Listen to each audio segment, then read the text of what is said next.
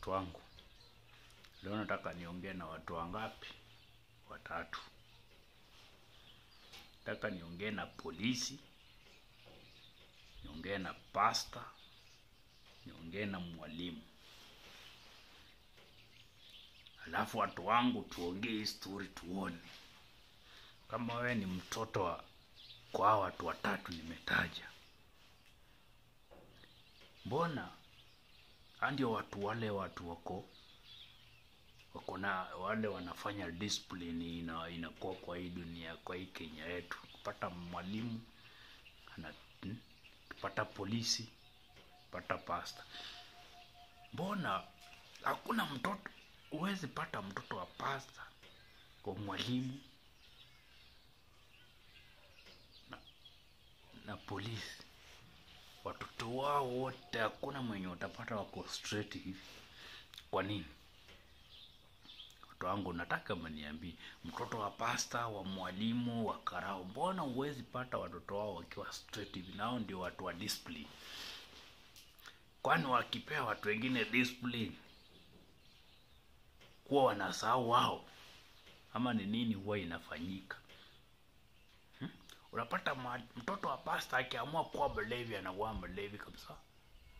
Ukipata mtoto wa pastor anaamua kuwa mlevi ni mlevi kabisa. Pata mtoto wa karao akiamua kuwa mlevi ni mlevi kabisa. Why?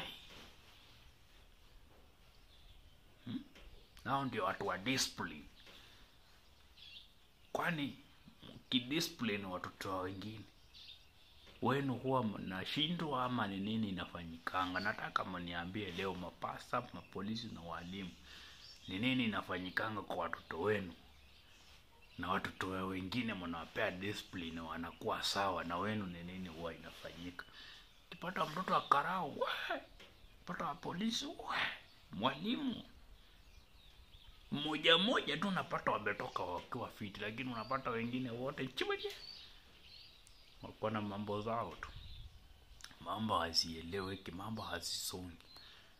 Ni nini huwa inafanyika? Ama mashetani zenye mnatoa huku zinawarudia huku. Mkifanya hizi vitu huku zinawarudia mashetani, zinawarudia huku kwingine. Kwa nini? Fahamu niambie bwana. Hata ukiangalia watoto wa mapasta, hata wale walimu wetu, napata watoto hao hawako straightforward wote. Mapasta hivyo hivyo, makarao hivyo hivyo. Ni nini inafanyikanga kwa watu, kwa familia zenu? Ile discipline mnapeana huku, mbona inawalemeanga kupeana huku kwenu?